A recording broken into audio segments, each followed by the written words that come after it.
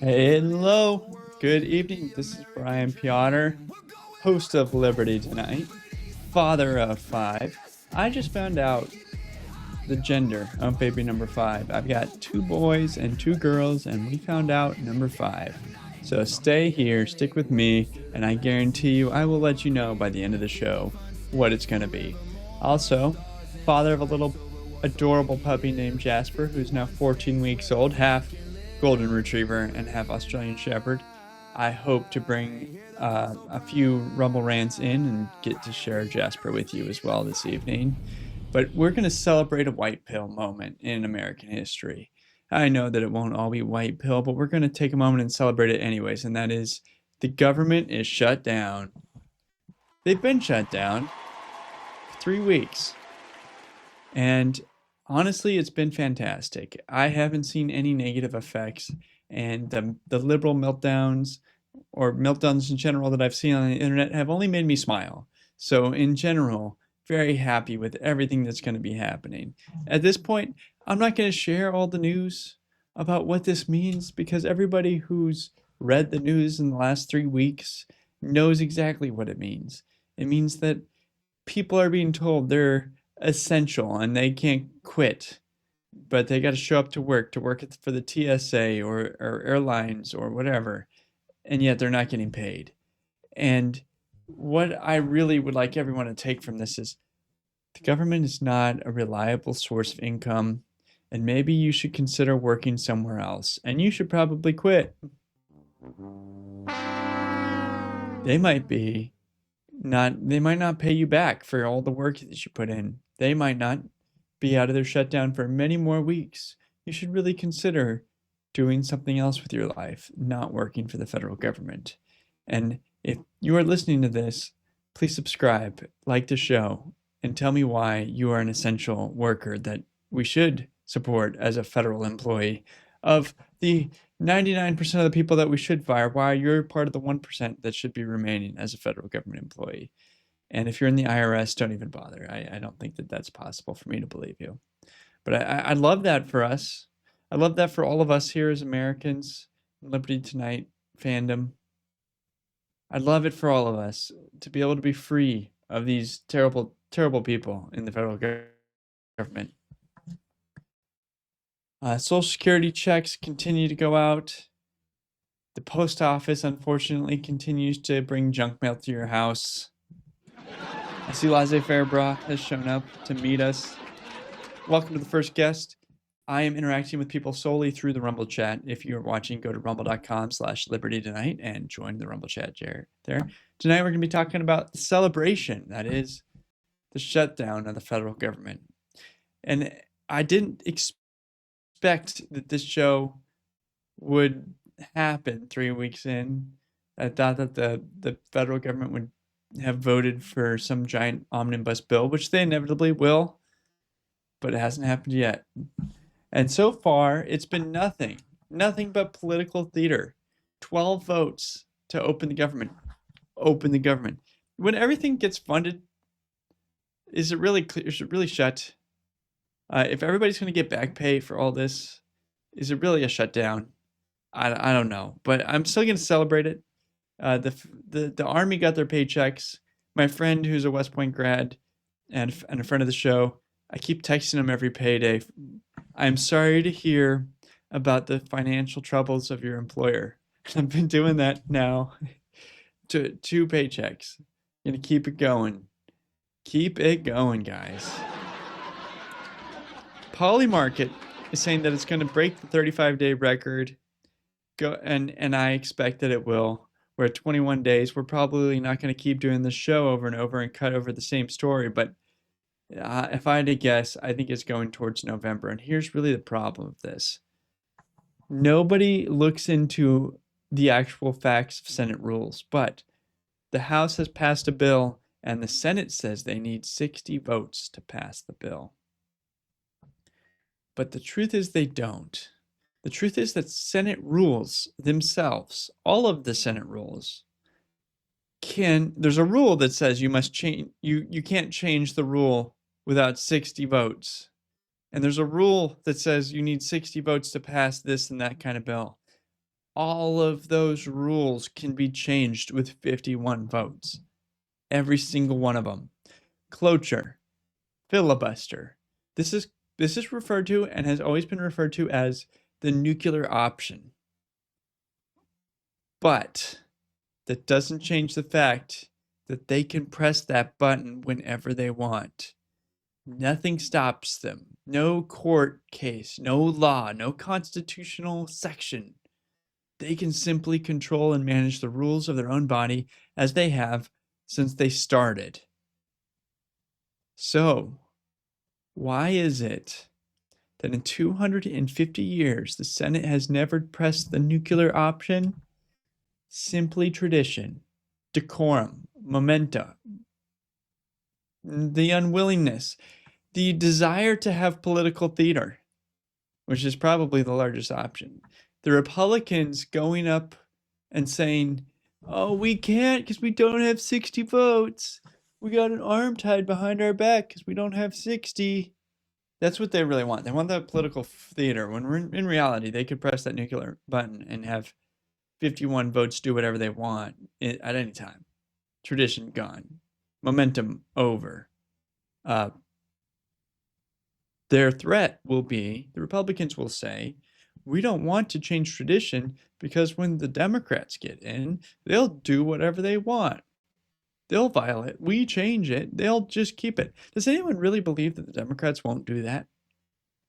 Oh, so we're not willing in this time where we have two opposite political factions with opposite religions, opposite beliefs, going in opposite directions, one side willing to arrest an ex-president on trumped-up charges,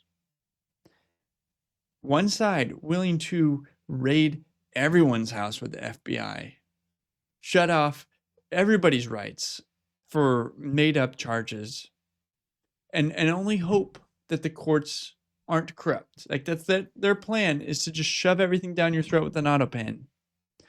And you're going to tell me that we still need to play by the rules because of tradition, because they won't violate tradition. The Senate Democrats, no, they're respectable, loving people who will never violate the rules. They'll never press that nuclear button when it's their turn. They won't ever stack the court. They won't ever do anything out of decorum, out of politeness, out of tradition. Like, are you serious, guys?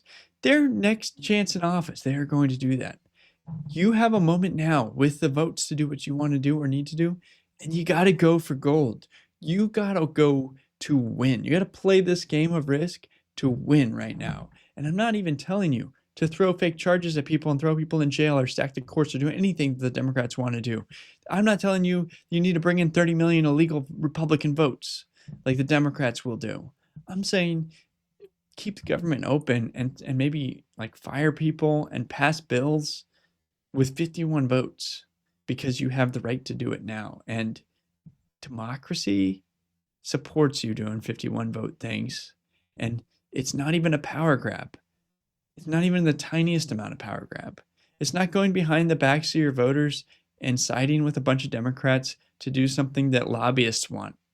It's not funding Ukraine after you said you wouldn't do it. It's not funding Israel after you said you wouldn't. No, it's just funding the government and doing what the president wants you to. Like, you guys are in charge here. You can actually back up what the voters told you to do by doing things. Sometimes you can just do things. And you don't have to be an obstructionist piece of crap.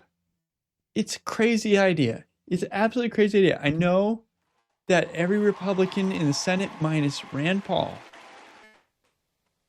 has no balls and will not do anything that needs to be done. And I know that's ironic because Rand Paul opposes this actual specific bill, which honestly, I'm fine with. I'm fine with the government being shut down in general. If the government shut down and EBT is not getting paid and people quit their jobs because they can't stand working for the government because they're not fruitful, all of this is really good. You know, the less overall respect that we give to the federal government and less trustworthiness they have as an employer, the better for our country overall. at the same time, the Republicans are trying to pass something that's not actually America first, right? It's just more debt. It's debt on top of debt next to debt, leveraged on debt, and future debt on top, and paying off debt behind it. It's all debt, debt, debt, debt, debt. So I'd love it if you actually did things that were good for the country. And if you're not, I'm happy that the government shut down. But don't give me this stupid crybaby excuse that you can't because of 60 votes.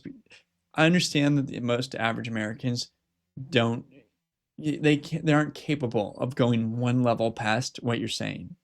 They hear that you need 60 votes and they just believe that that's true. They don't understand any of the technicalities or the fact that you're lying to them. And so I get it. That probably is going to work.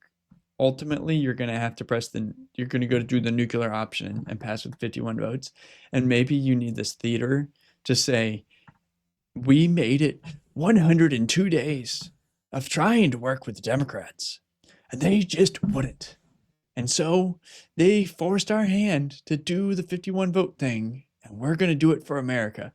And I get that that's probably the strategy here. They're just going to work it up as long as they can and then just do what they want at the end. And it's going to be the nuclear option. And Bruiser55 asking is, do they have to go nuclear to pass Obamacare? Did they? No, they didn't. And we already broke this rule once to change rules for appointments in the Trump term 1. We started passing Trump appointments with 51 votes. And then Biden carried on the tradition with his appointments with 51 votes. We can do that again with spending bills and with every other kind of bill and all of the stupid Senate rules like cloture and filibustering. Just break them all. The Senate has been a broken body for a long time. Its main goal is obstruction, and generally that's a really good thing. Like honestly, we would have a far more socialist country if it wasn't for the Senate being obstructionist. But sometimes obstruction is good and sometimes obstruction is bad. It means that we can't actually reform things when it's necessary. Yes, we stop socialism, and yes, we slow down and stop communist rebel. The FDR wanted to go further, and we'd be far more socialist if he got what he wanted. And luckily the Senate was there to stop it then. But that doesn't mean that when we actually want to reduce the size of government, cut spending, audit the Federal Reserve, audit Fort Knox, do anything responsible, that it's not also being obstructionist for necessary reforms. I'm not asking to build a socialist utopia. I'm asking to cut away at the things that have made it through 1% a year, 1% more a year, just a little bit of socialism. Just let me put the tip in of socialism. Yep. It's not socialism. It's just like the bad breath of socialism. And then the next year, it's a little bit further. It's a little bit further. And then there's a little bit further. And then you got Big Daddy Socialism in there. And you didn't know how you got him in here. But now you're sharing a prison cell with Big Daddy Socialism. And it's like, oh, this is uncomfortable. And I can't do anything about it. And it sucks. But hey, on the bright side, there are a million hilarious videos of people complaining about EBTs not funded. And you know what? That's okay. Somehow I've made it to 37 years old, 5 kids, 1 income, and I've never been on welfare. I've never been on unemployment, and I've never been on any other kind of government handout, with the exceptions of I did cash the checks the government sent me from COVID. I put in so much debt into the bank of government spending. And yes, I cashed the random check signed by Donald Trump coming back to me. Very guilty. But I feel like materially that's a different thing than doing unemployment or welfare or EBT or Section 8. Haven't done those things. I have built my family and paid for all the food that we've eaten and done all of that by the grace of God and by hard work and sacrifice. And it sucks that some people are in a position where they've never worked in their life. They were born in Section 8. They were raised in government schools that didn't teach them how to read or write. They never learned how to work hard. They lived on food stamps. They played video games. And they're in a position where they're like, oh, if food is taken away from me, what do you do? Where does food come from? How do I get food? What's the deal with that? Like, this is an actually terrible situation. The Romans got into this situation 4 major times with food riots. Well, Rome had something called the grain dole, where they gave out grain. If you were a Roman citizen, you were entitled to a set amount of grain. That grain came from Egypt. Those grain ships were loaded up after harvest and sent to Rome from Egypt. And almost every year, there was plenty of food for everybody, building up a very large dependent class. These calories paid for people to have babies without working and paid for their calories to build them up into humans. But occasionally, the grain ships didn't show up. And even though the government would like to tax the air and bring down manna from heaven, they were unable to, because you actually have to feed people food. And when it doesn't exist because of a bad harvest or some other kind of war or issue, oh boy, you got hungry mouths that don't know how to do anything to get food on their own. And so they just destroy things. It's an existential crisis for some people. And when it's a whole class of people, this existential crisis turns into violence. And that's a huge fear that we have in our own underclass. America was a land of the free and the home of the brave, but now it is also the land of the underclass and the entitled. And these people who, not really their fault for signing up for something free. I don't blame anybody for signing up for something free. There shouldn't be this free system in the first place. But when the free system goes away or has a hiccup, isn't funded, you have a huge risk. These are people who maybe huge body mass indexes, way overweight. But you take away their food and they've never been in a situation where they had a fast before and didn't know what to do for food. You're in a situation where violence is a very likely outcome. Now, lots of people can figure it out because they have other sources of money. They're like, oh, I've got a job where I get paid cash, and I use that for movies and getting my nails done and my car payment. And so lots of times there's places where they can make sacrifices when you actually have to eat, when they have money. But overall, this net negative draw where they say, oh, I'm going to just miss my car payment to make food. And when the government funds this again, then I'll make my car payment next month, or like whatever people are doing in the meantime. Tick tock. This is not going to last forever. Calories have to come from somewhere. And if you're in a situation where you've never worked for, you never contributed to the marketplace to be able to pay for your own food, and now you're in a situation where the freebies are gone and you're hungry, or your kid's hungry, one thought could be, oh, I'll go get a job. But the majority of those people are going to think, oh, somebody did this to me. Trump did this to me. The man did this to me. I'm going to be angry about this, and I'm going to go commit violence. So, best recommendation is let's rip the honestly, let's just rip the Band-Aid off, right? Like, let's move in. Let's get some National Guard and the Army and get everybody in the situation of dealing with the facts on the ground that these programs are going to be gone forever. That'd be nice. And then just deal with the hard times. The most likely scenario is there's going to be violence, or this program's going to get funded. The real danger. Program doesn't get funded, there's going to be violence that's not managed well. And then eventually it gets funded and we kick the can further down the road. I wish we didn't. I wish we could get rid of these programs forever. But in the meantime, it's a huge problem.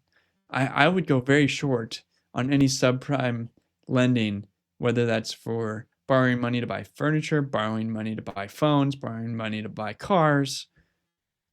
when the government shut down and these people and people who are used to having government handouts don't have those handouts, money's going to go to food and housing and things that they didn't get before.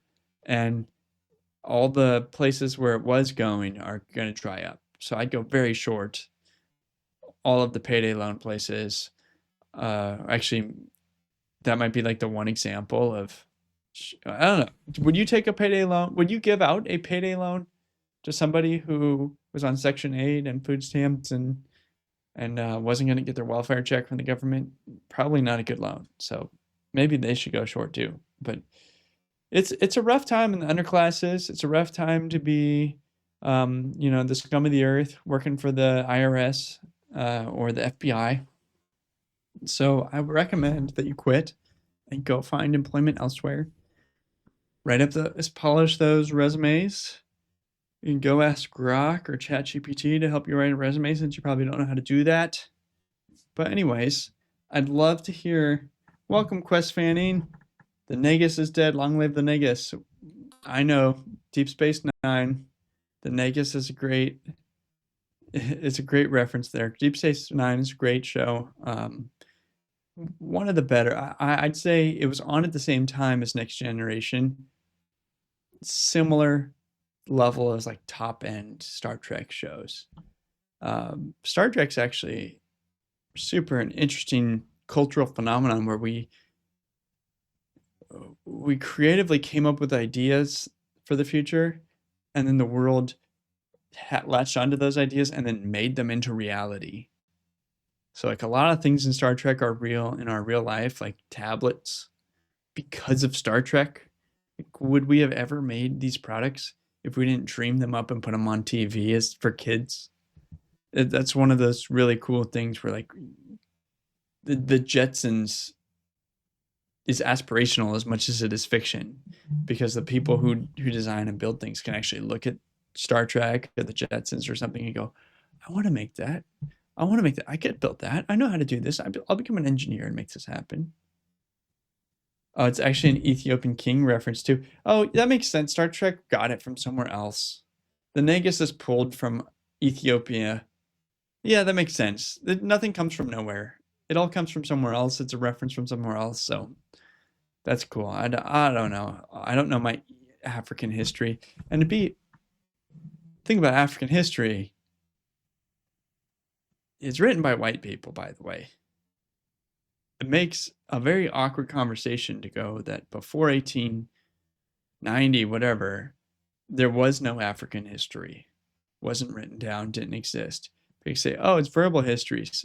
Okay, that's basically what it is, right? It's verbal histories. If it's not written down, it never happened. That's kind of a rule. So white people went in there and heard all these traditions and cross-checked them and wrote them down. So if you read African history, it's a very weird situation. You can actually go to China and read about Chinese history written by Chinese people. Crazy idea, I know. That's happened. That's real. Anyway, sorry to go off on this long tangent. I love Star Trek. I'm a Trekkie over a Star Wars guy. I don't know. Tell me in the chat, rumble.com/libertytonight. Which one are you? Which is better? What's the best Star Trek? I'd love to know that poll by the end of the show.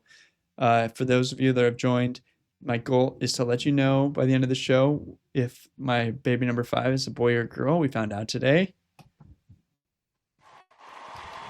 And my current horde are 2 boys and 2 girls. So number 5 is the tiebreaker. And I'm very happy with the results.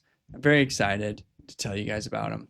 And then I'd also love to bring in the dog too, because he's a puppy. I love sharing him with you guys. We can have Jasper Cam come on later. Other things about this national debt. Okay, government shutdown. Check reality here. Reality check for a second. Would that make the debt go up or down? Hard question to answer. Logic would tell me debt should go down, right? Because we're not spending money. But like, I still get it taken out of my paycheck to go to the IRS, so like they must still be getting money. So like the debt should be going down. No, not really. in reality, the debt is still going up. How freaking unbelievable and how much of a kabuki theater is this that we're still spending so much money with the government shutdown that our net debt is still increasing.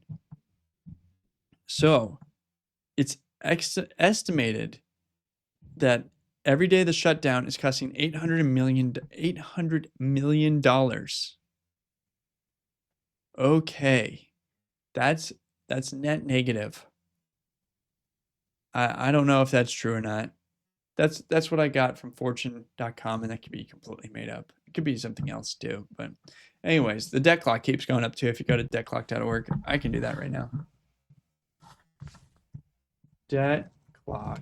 I'll see how fast I can go. Oh. Cut off.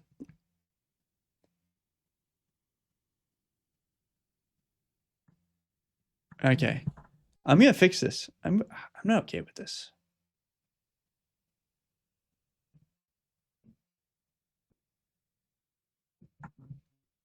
There we go.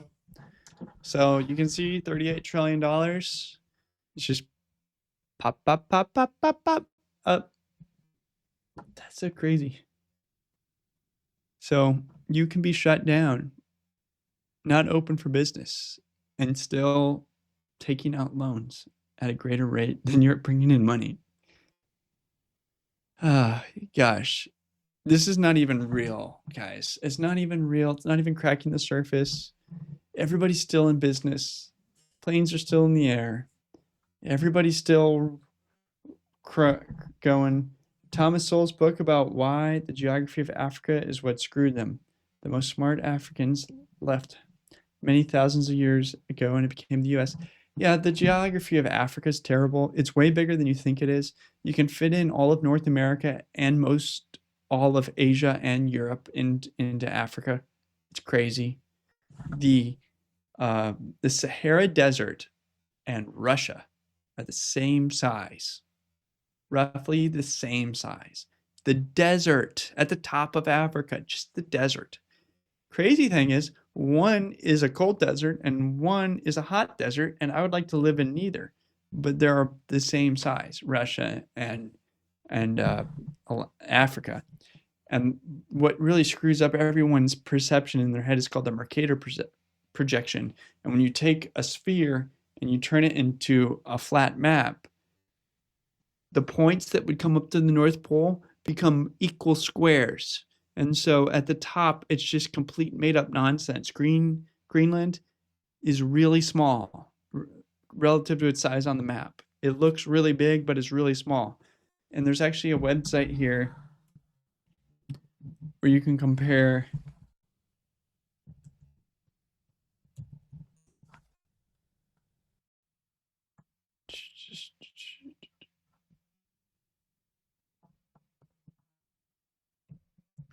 I'm gonna find that website. It's really cool.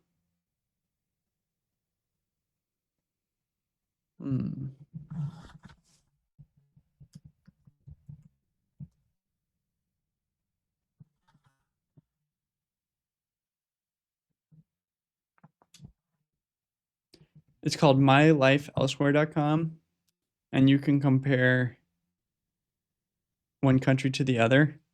So here's the United States on Russia. Russia's way bigger. We only are bigger when you're allowed to include Alaska. And you see how the United States gets smaller when you drag it towards the equator? Because this map will adjust the Mercator projection for you. And so Africa is the same size as the US on its narrowest point right here from Somalia to the Cote d'Ivoire or whatever. Morocco and Alaska are similar sizes. Let's do Cuba. This one always shocks people. Oh. Switch them up. Cuba's so much bigger than people think because Cuba's further south. So if you move it up here to Montana, which one's wider, Montana or Cuba? Cuba. That's crazy because down here it looks so small. But in the Mercator projection, it really screws up everybody's perception of how big things are relative to where they are on the equator. And you go all the way down to Ecuador. Ecuador is actually way bigger. Ecuador is like, not that much smaller than Montana. But sorry for these wild digressions, but I love geography and I love this website. I use it all the time. And I'm crazy. I'm super crazy, guys. I hope that you can all understand that, but also consider the fact that you're watching the show. What's that mean for you? I'm glad I could bring you here tonight. This is Liberty Tonight, where freedom never sleeps. We might be crazy, but we are also the last best hope for humanity.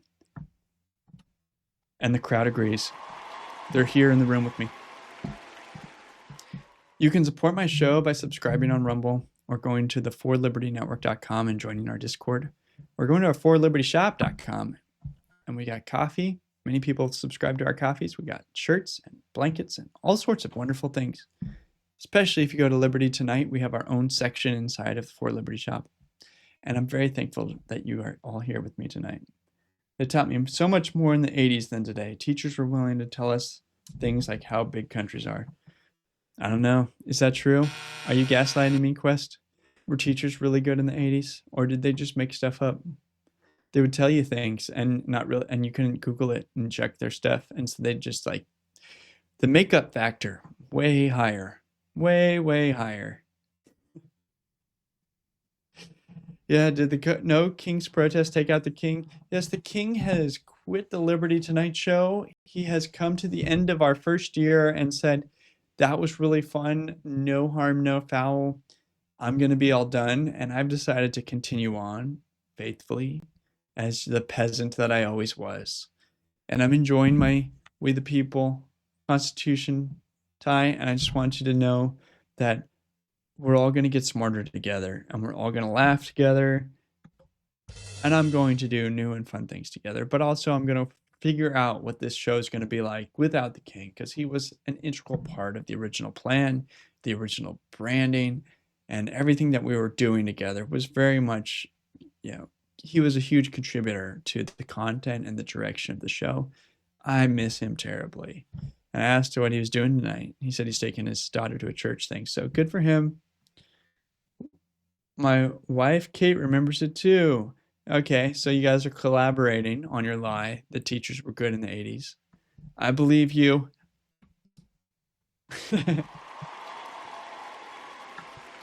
We're talking about how the U.S. government is not really shut down. Debts are kind of still here with us. Here's Fetterman talking about it. Time and again, who voted for this. Are you surprised that vote after vote, it's just been 3 Democrats time and again who voted for this bill? Does that surprise you? Yeah, it's Groundhog Day, and I'm just saying, and it's not entertaining. That's a great movie, but this is shitty. And now it's like now real damage are now touching the lives of regular Americans, and we all lose, and it's embarrassing to our allies and to our enemies abroad. Are you surprised that vote? Man, what a great guy in a hoodie. He comes across like. Does that surprise you? Yeah, it's. What do you guys think? How much of Fetterman is an act, and how much of it is real? I question that literally every time I see him speak. The man is wearing a hoodie. He's had some kind of terrible stroke, and talks like he's recovered from it. I don't know what his IQ is anymore. Is it above 100? Is it at 85? Honestly, I question it every time. He says some things that are very relatable, especially to the average voter, better than I can do. Like wearing a sweatshirt, having a little bit of a stutter, saying this is just some bullshit. Like he comes across like a guy that you would see at a gas station in Pittsburgh. And while you're filling up gas, you have a short conversation with him. He's like, government shutdown's messed up, right? Yeah, man. Yeah, man. All right. Oh, man. Gas is expensive. Like, that's honestly, he comes across like a perfect guy. for Pittsburgh or a lot of the Midwest. So I don't know how much of this is a smart guy acting and how much of it is just like he was super liberal and then he got a stroke and now he's like normal. Like he was an evil overlord planning all this stuff as a liberal Democrat and then he got stroked out. Now he's just like a normal dude. Maybe that is like the arc. Maybe he is just a normal dude. Barney Style says if Trump would stop people from looking at Mount Rushmore like Obama did the debt, it would go down. Okay, okay. He had brain damage and is way wiser than most of his sophomore fools in the Senate. Yeah, well, a lot of those people in the Senate are just psychopaths. They're liars. And he's coming across like he's not lying to me all the time. Might be.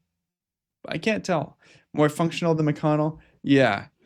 What the HE double hockey sticks? What the hell? McConnell. I can't handle that guy. He was the turtle 20 years ago. And if the Senate's job is to be an obstruction, under Obama, McConnell did a great job at obstructing. But if your one accomplishment is stopping things from getting done, then when you have a Republican in power, you are an impediment to all of us. And that's before you get old and senile. So he became a thorn in our side, starting with Trump term 1. And he has been a thorn in our side ever since. He needs to retire, needs to go home to his wife in Kentucky. He lives in Louisville, right next to me. I live in Louisville. And so apparently I live in McConnelltown. And we desperately need to replace him. I don't know who to support for Senate. I think that Nate Morris might be a great chance. There's a lot of investigating to do in all of these people who are going to run in their Senate primary. It's a wide open primary with lots of money in it already. So everybody's expecting McConnell's not running, which is really funny because McConnell's never, unless that's brand new news, he hadn't said that he's not running. It's just an assumption that we're all agreeing to. And I think that's the reality is no one expects him to run at his age. So it's going to be a very competitive race. Gosh, I hope we don't end up with another McConnell. And I kind of hope that McConnell drops out and endorses somebody so I know who the enemy is, right? I know the guy that McConnell endorses is the guy to fight. And it's anybody but him at that point. Also, McCain, Bush, Cheney, if y'all would come out and endorse some people, it would help me understand the field a little bit better. Give them an all kiss of death. I'd appreciate it. Oh, man. Anyways, I got some more. Got some more, guys. Thomas Massey, Kentuckian. He's in DC right now. Let me clean this up. I opened it up for the deck clock. I'm going to close it back up. There we go. He came to DC to meet with a bunch of people. Maha activists. I wonder how Maha's doing these days. I feel like RFK Jr. was... He's accomplished a little. I wouldn't say it's a lot. He's accomplished a little. I give him a C. If I'm grading him on an absolute basis. If I'm grading him against the last 10 people that held his position, hey, why not? Give him a solid A. And then we're not going to go too far tonight on government shutdown tweets. The Waffle House is a better barometer. Government shutdown, yeah, that happens every other Friday. You're going to continue life as normal. Your Waffle House shuts down. You really need to consider boarding up your windows and getting the heck out of there. That is a situation where you are all done and stuff is getting real. It's hitting the fan. It's getting serious. So the total number of votes for those who are keeping track at home with your bingo cards is now at 12.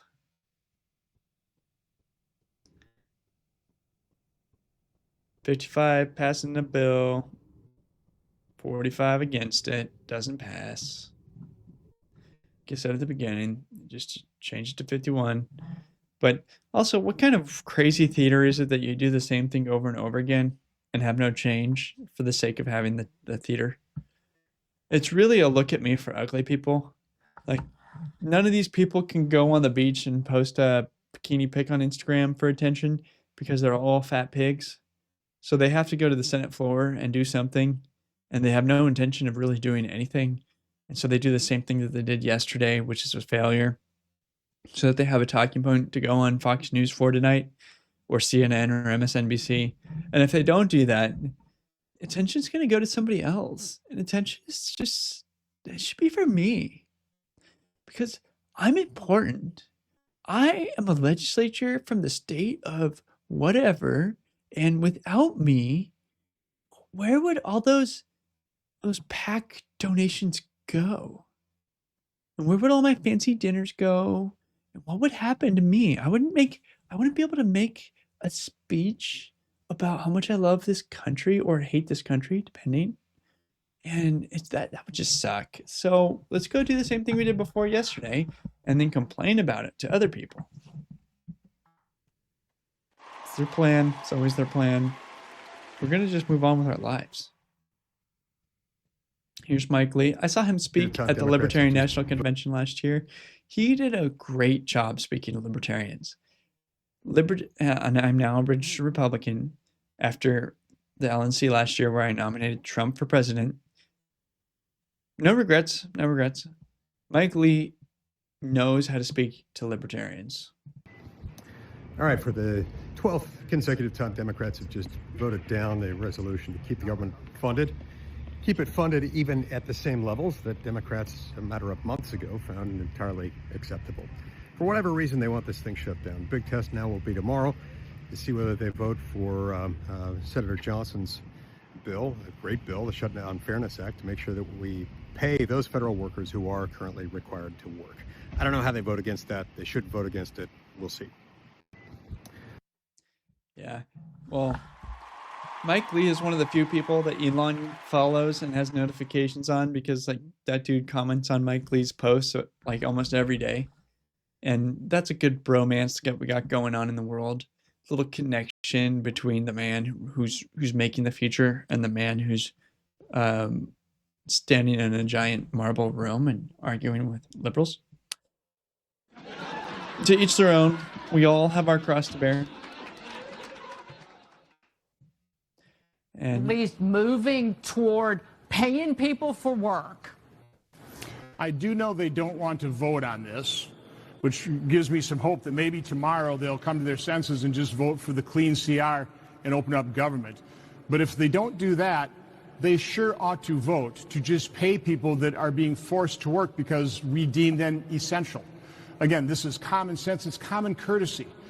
So, I mean, I can't imagine any excuse any Democrat would have for not voting for a simple bill. It's called the Shutdown Fairness Act, and all it says is if you are deemed an accepted worker, which means you're essential, you're protecting America, you're writing Social Security checks, we say you're essential, you have to work, we'll give you a paycheck. We're going to pay them anyway. We already have a law that provides everybody back pay, so let's do it up front. Let's not make wives go to food banks. Let's not make people drive DoorDash so they can pay for their daughter's tuition. We're hearing reports of that kind of stuff. That's unconscionable. It's all up to Democrats to make sure that doesn't happen. The best way, just open up the government, vote for the House CR. If you're not willing to do that, the Eliminate Shutdowns Act would be a great act as well. But in the meantime, we vote on Shutdown Fairness Act, and let's just pay people for working. Oh, no. No, Ron Johnson. Such a purple stater. Pay people for working? No. Make them quit. Make them all quit. Especially, you better not be talking about paying people that are working at the FBI or the IRS or the CIA, NHS. I want none of them getting paychecks. Heck no. Ron Johnson, you only have this seat because of Trump. Because Trump won Wisconsin the year you were running. Without him, you don't have a freaking chance, man. So yes, I get it. You're doing what Trump says. Trump wants this bill passed, and you're going out there saying what Trump wants you to say, but you're not a conservative. Social Security is not a conservative issue. Trump is a liberal dude who says, I'm not going to touch Social Security strictly for politics. I'll say maybe it is good politics because boomers vote for keeping Social Security. That's not lasting forever. Social Security is not lasting forever. The program was created by socialists in 19 whatever by FDR. He was president for so long, I can't remember when he did things. I'm going to guess the 30s. I'm going to guess it's the 30s. You guys can fact check me. I'm going to move on with my life. Yeah. What a Ron Johnson. What a Ron Johnson. Okay. And that's it I have for Shutdown clips. You know who is getting paid? Members of Congress. I think their laugh track is the right one for that. Members of Congress, most earn $174,000 a year. Higher amounts for leaders and speakers. Congressional staff are furloughed. Well, that's nice. Federal judges are getting paid. Political appointees, Senate confirmed appointees are getting paid. Exempt federal employees, those whose roles or funding sources come from a prior year, are not tied to the annual funding continuing resolution. This includes the EPA and IRS.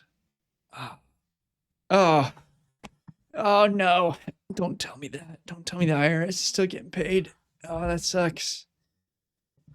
So for those of you who were considering not paying your taxes because the IRS might not audit you, now is the time to reconsider. Your stay out of prison fee is due. And I suggest that you pay that fee because I love you and I don't want to see you go behind bars for something stupid.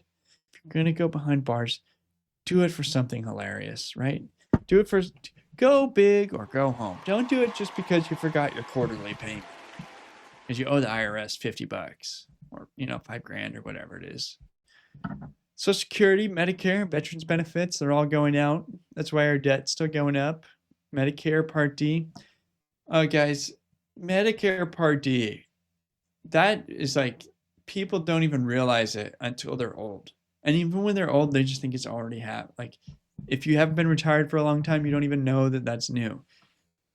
George W. Bush, Medicaid, Medicare used to pay for doctor's visits to some amount and surgeries and all sorts of things for healthcare, but not prescription drugs. Prescription drugs, the biggest, fastest growing, and largest portion of Medicare, one of the largest line items in the entire budget, on the same scale as Obamacare itself, was Medicare Part D. At the time, the largest expansion of socialism, socialized anything in America, largest increase in our budget for socialism, was George W. Bush's Medicare Part D. His argument in his biography said that he did this to save taxpayers' money because he bought this argument or selling this argument. I don't know how much he believes this argument is that, oh, if somebody needs a heart surgery, but we can give them drugs and that avoids them having to do the heart surgery, then you can pay, $30 for these drugs and save $30,000 on this heart surgery. Retard. Stupid. Stop saying stupid things to me and telling me to believe it. That's the dumbest thing I've ever heard. These drugs are, so say it's $30,000 a year. Medicare's paying it. And that's the negotiated rate. There's so many expensive drugs out there that are life-saving drugs, necessary drugs, oncology for cancer.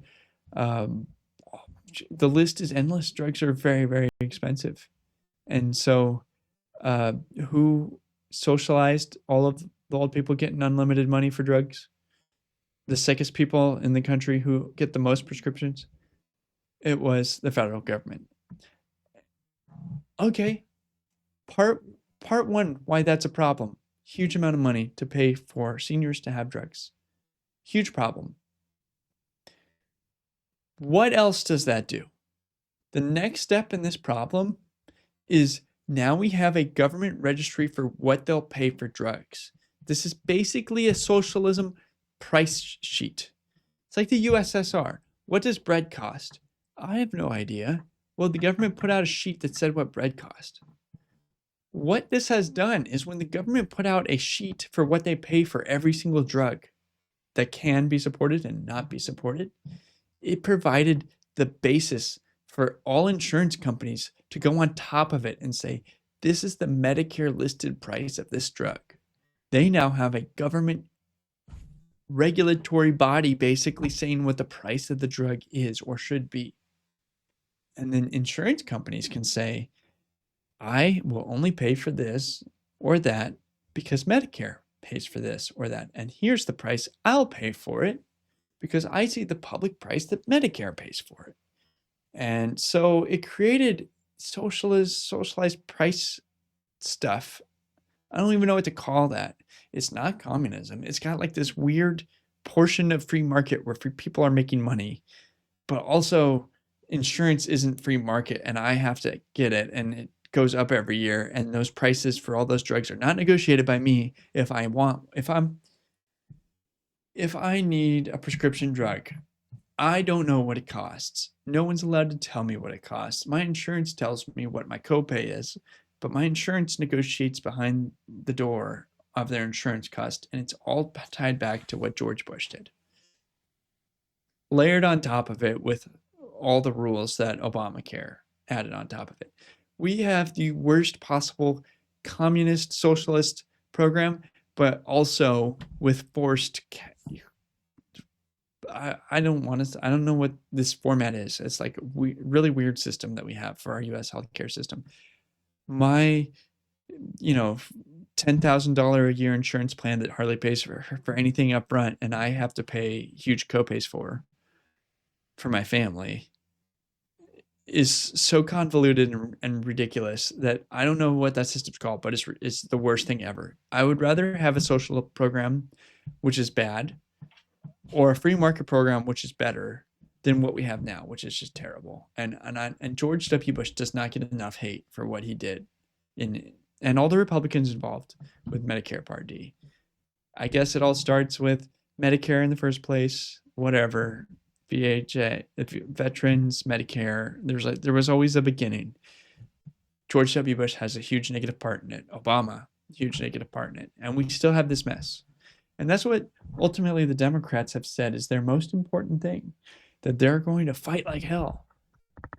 I think actually that was violent speech. They're not allowed to say that. We learned that last year with Donald Trump. You're not allowed to say fight like hell.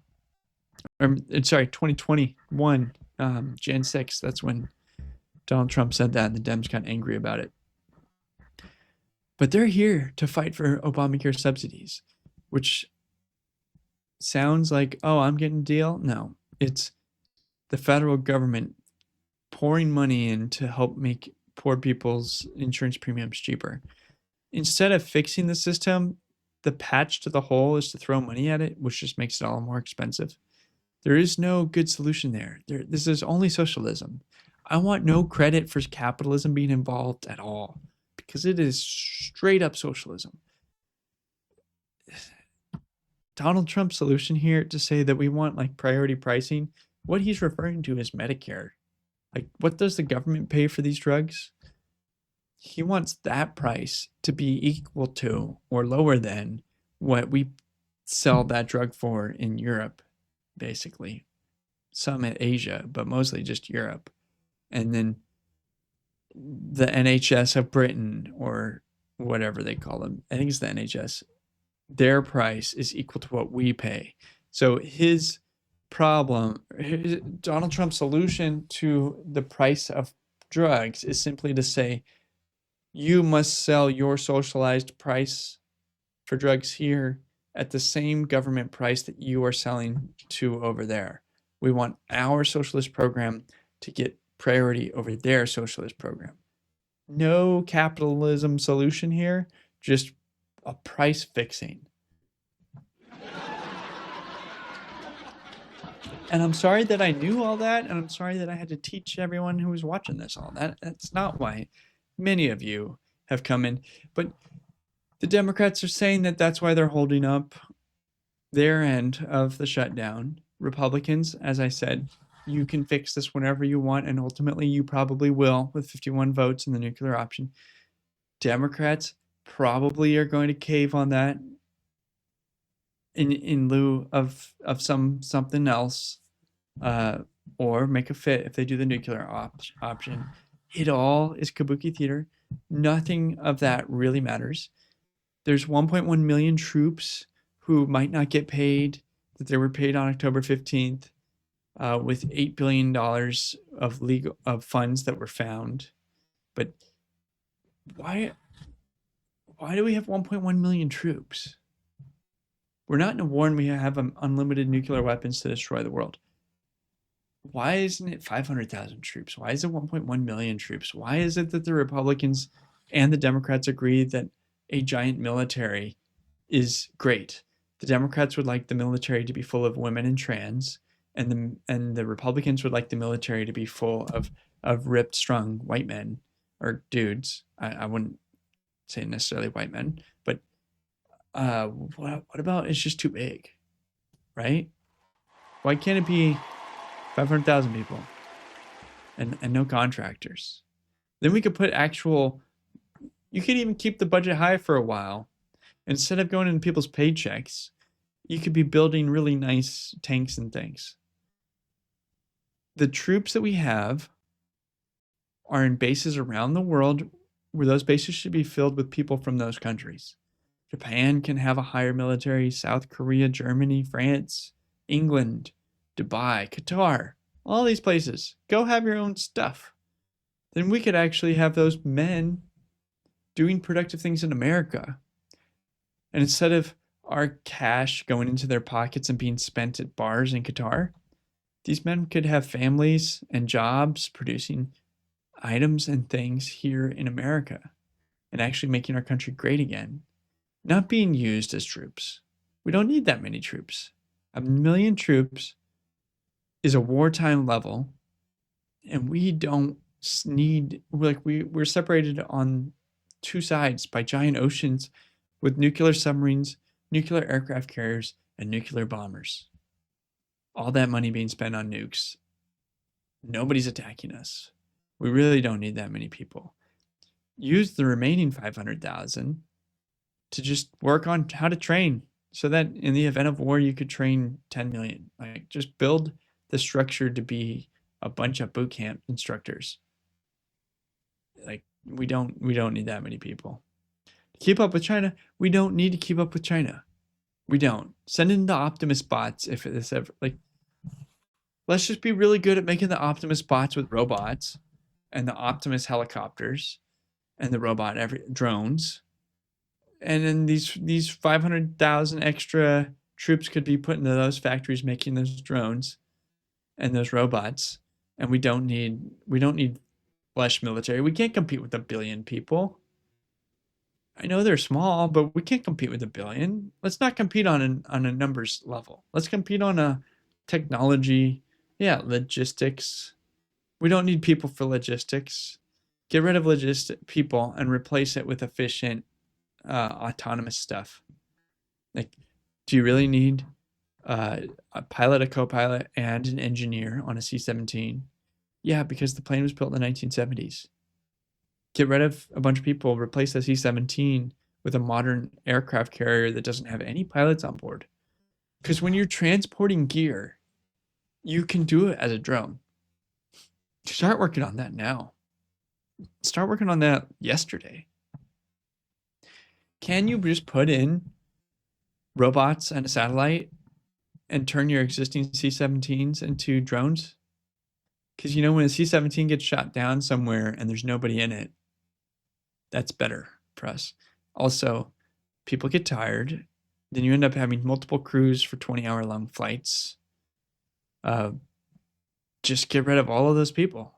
Just have them all be drones being managed from Nevada. There's a million things like that. We use people because we have them in the armed forces, where a corporation moved to an automated solution a long time ago because their budgets get hit by how much people's paychecks are, and the US government doesn't. There's no feedback mechanism for any of that crap. Let's invest in clean and civil nuclear power. Yeah, that's happening. The nuclear industry has a million startups right now. Trump just had a bunch of people from nuclear startups over to the White House to talk about how he could fast track all of them. I don't see that moving super fast, even though everyone wants it to. And it probably will move super fast in comparison to the last 30 years of nothing happens. So all of that will probably move forward. And I'm happy for that. Like, that's great that nuclear power is a good solution. But I wouldn't expect that your power bill is coming down to zero in the next 5 years with all the extra power. We're going to be power constrained for a while, it looks like. And I think even if the AI bubble is a giant bubble that bursts, the remaining companies that are successful, the AI is not going away, and those remaining companies on their own will use plenty of electricity. And in general, everything uses electricity. So we're not going to have cheap, unlimited power anytime soon. Now, hopefully, we can have cheap gas. I just was filling up the other day at $2.47 a gallon. I'll take that. And you know what? I take that every day of the year. Inflation adjusted, that's about as cheap as it has ever been. I drive a truck that gets 15 miles per gallon on the highway. So yeah, I'm super happy about cheap gasoline. Don't get me wrong. Trump, I'm very thankful that I nominated you for president at the Libertarian National Convention. I'm thankful that you're doing a great job as president of keeping gas cheap. I might nitpick you in my life in general, but I'm not going to do that right now because, hey, man, congratulations. The West Wing is going to look great. I hope you turn into a giant gold tower. Okay, it's at the hour. I want to hide this in here for any family that's watching this later who's like, I didn't want to watch his show, and he said if you want to know, you gotta watch his show. Baby number 5. It goes girl, boy, girl, boy. Number 5, girl. So I'm gonna have 3 girls, 2 boys. Very excited about it. Drop some name suggestions in the chat. Let's see. Quest fan, you're gonna have to wrap up shortly. Yeah, I'm not feeling like I could do 2 hours tonight. It's way harder solo. I need to really think about this. I've started reaching out to guests. I think that I'm gonna work on bringing in guests and bringing in more of a maybe a full 2-hour long guest. I don't know what you guys think is the best kind of format, but I really think that the monologue is nice for a beginning to open up a show. I just don't know if I've got the stamina in my practice. I don't know how many reps it's going to take for me to do 2 hours talking nonstop. That seems like a pretty high bar, but yeah, I'm going to babysit myself with some guests that you'd like to see. Maybe one guy that said yes already is the lecturing guy. Hope that he can come on sometime soon. Please feel free to go to Discord. That's forlibertynetwork.com. We got a sub channel in there for Liberty Tonight. Drop suggestions, X accounts of people that you'd like to see on the show that you've never seen interviewed, specifically like unique off the wall people that are very interesting, that perhaps have never gotten a chance to go on any kind of show before. I don't need big names. Big names are great. Love to have those too. But main thing is I want them to be interesting, and I don't want to waste anyone's time, including my own. Love to find out new things from people. I love to learn from people.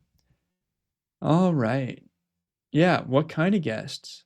Look, it could be about health. It could be about dating. It could be about any kind of subject that they're an expert in. The more interesting, the better. And Madeline or Freya for girl names. Maddie's kind of a cool thing. I'd definitely go short with that one. And Freya, I have never heard that name before. I'll have to Google its etymology later to see where it comes from. Pretty good. Anyways, that's right at an hour. And I think that was a pretty good show for doing it solo. And I appreciate each and every one of you who joined the chat on Rumble.